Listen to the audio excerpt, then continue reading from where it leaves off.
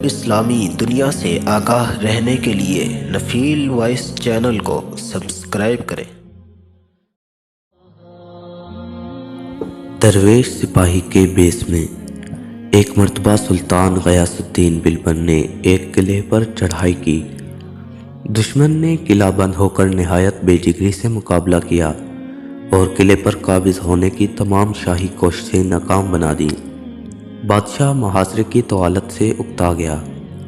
اس دوران میں ایک رات سخت طوفان باد و باراں آیا۔ اس سے شاہی فوج کے بیشتر خیمے گر پڑے اور جگہ جگہ پانی بھر گیا۔ ہوا کے جکڑ اور موسلا دھار بارش کی وجہ سے تمام خیموں میں آگ بجھ گئی۔ ادھر سردی کی وہ شدت ہوئی کہ رگوں میں خون منجمد ہونے لگا۔ اس حالت میں بادشاہ کا خادم خاص یاسکا بادشاہ کے لیے وضو کا پانی گرم کرنے کے لیے آگ کی تلاش میں نکلا۔ اسی دوران ایک جگہ روشنی نظر آئی۔ وہاں پہنچا تو دیکھا کہ ایک خیمہ کھڑا ہے اور اس میں چراغ جل رہا ہے۔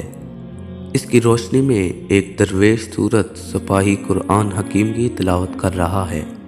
خادم پر ہیبت چھا گئی اور اسے آگ مانگنے کا ہوش ہی نہ رہا۔ درویش نے خود ہی سر اٹھا کر پوچھا، کیوں بھائی، آگ کی ضرورت ہے؟ خادم نے اثبات میں جواب دیا۔ تو درویش نے کہا، جتنی آگ چاہتے ہو بے دھڑک لے جاؤ۔ خادم نے خیمے کے اندر داخل ہو کر ایک لکڑی سلگائی اور شاہی آبدار خانے میں آ کر حمام گرم کیا، لیکن اس واقعے سے اس کے دل میں بڑی بے قراری پیدا ہو گئی۔ صبح کاذب کے وقت مشک لے کر پھر اس درویش کے خیمے پر گیا، دیکھا تو وہ درویش خیمے میں موجود نہ تھا۔ ادھر ادھر دیکھا تو کچھ دور ایک تالاب نظر آیا۔ وہاں وہ درویش وضو کر رہے تھے۔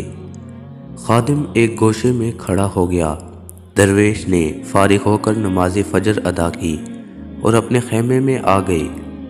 خادم اب تالاب پر پہنچا تو دیکھا تو جس جگہ درویش نے وضو کیا تھا وہاں کا پانی گرم تھا، حالانکہ سردی کی شدت سے ادھر گرد کا پانی جم گیا تھا۔ خادم نے اسی جگہ سے اپنی مشک میں پانی بھرا، اس کو لے کر آبدار خانے میں گیا اور اپنی عقل سے معلوم کر لیا کہ یہ سب اسی درویش کی عظمت و برکت کے سبب سے ہوا ہے، لیکن اس راز کو دل میں ہی رکھا۔ دوسرے دن نماز فجر سے کچھ پہلے تالاب پر پہنچا اور پانی کو دیکھا کہ جمع ہوا ہے۔ وہ ایک درخت کے پیچھے چھپ کر بیٹھ گیا۔ اتنے میں وہ درویش تالاب پر آئے اور اس کے کنارے پر ایک جگہ بیٹھ گئے۔ ان کے سامنے پانی نے اسی وقت جوش مارا۔ انہوں نے وضو کیا اور تشریف لے گئے۔ خادم نے وہاں سے گرم پانی کی مشک بھری اور سیدھا سلطان کی خدمت میں حاضر ہوا۔ سلطان اس وقت دربار عام میں بیٹھا ہوا تھا۔ خادم نے دست بستہ عرض کی، حضور، اگر ایک راز کو خلوت میں سنے تو گوش گزار کروں۔ سلطان نے خلوت میں جا کر اس کو اپنی بات کہنے کا موقع دیا۔ خادم نے تمام واقعات منوعاً سلطان کے گوش گزار کر دیے۔ سلطان بہت حیران ہوا اور خادم سے کہا کہ کل ہم بھی تمہارے ساتھ چلیں گے۔ تم میری خوابگاہ کے باہر ٹھہرو اور وقت معینہ پر مجھے جگا کر ساتھ لے چلنا۔ جب رات ہوئی تو سلطان خوابگاہ میں چلا گیا اور دروازے کی کنجی خادم کے حوالے کر دی۔ جب 2-4 گھڑی رات باقی رہ گئی تو خادم نے دروازہ کھول کر سلطان کو جگا دیا۔ سلطان مسلح ہو کر باہر نکلا اور خادم کے ہمراہ تالاب کے قریب ایک جگہ چھپ کر بیٹھ گیا۔ وہ درویش حسب معمول تشریف لائے۔ پانی نے جوش مارا۔ انہوں نے وضو کیا اور نماز پڑھ کر واپس تشریف لے گئے۔ سلطان نے پانی کو ہاتھ لگایا تو گرم تھا۔ وہ بہت حیران ہوا۔ وہ سمجھ گیا کہ یہ درویش سپاہی کے بیس میں کوئی مدد خدا ہیں۔ اسی وقت خادم کو ساتھ لے کر درویش کے خیمے پر پہنچا۔ وہ کلام پاک کی تلاوت کر رہے تھے۔ سلطان دست بستہ سامنے کھڑا ہو گیا۔ یہ ایک عجیب و غریب منظر تھا۔ ہندوستان کا فرمان روا جس کی ہیبت و جبروت کا اطراف عالم میں ڈنکا بج رہا تھا، ایک بوریا نشین فقیر کے سامنے ہاتھ باندھے کھڑا تھا اور زبان سے بات نہ نکلتی تھی۔ درویش تلاوت سے فارغ ہوئے تو ان کی نظر سلطان پر پڑی۔ تعظیم کے لیے اٹھے اور سلام کیا۔ سلطان نے مدبانہ عرض کیا، کہ یہ میری خواہش بختی اور سعادت ہے کہ آپ جیسے بزرگ میرے لشکر میں موجود ہیں، لیکن اس کے باوجود افسوس ہے کہ یہ قلعہ ابھی تک فتح نہیں ہو سکا۔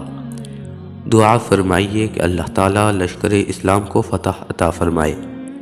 درویش نے ہر چند اپنے آپ کو چھپانے کی کوشش کی، لیکن سب بے سود، کیونکہ سلطان جو اپنی آنکھوں سے ان کی کرامت دیکھ چکا تھا کسی طرح نہ مانا۔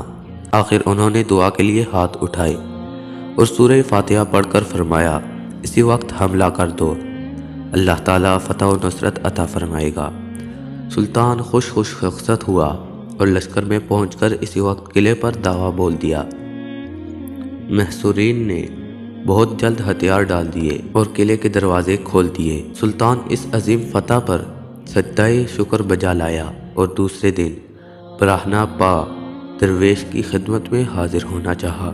انہیں بادشاہ کے ارادے کا علم ہوا تو انہوں نے اپنا تمام مال و اسباب فقراء میں تقسیم کر دیا اور خود ایک کمبل اوڑھ کر لشکر سے چل کھڑے ہوئے۔ بادشاہ ان کے خیمے پر گیا تو اس کو خالی پایا۔ یہ درویش خواجہ شمس الدین ترک تھے۔ وہ شاہی لشکر سے نکل کر سیدھے اپنے مرشد مخدوم علاء الدین علی احمد صابر کلیری رحمۃ اللہ علیہ کی خدمت میں پہنچے۔ وہاں سے چند دن بعد ان کو پانی پت جانے کا حکم ہوا اور انہوں نے باقی زندگی اسی شہر میں اصلاح و تبلیغ کا فریضہ انجام دیتے ہوئے گزاری۔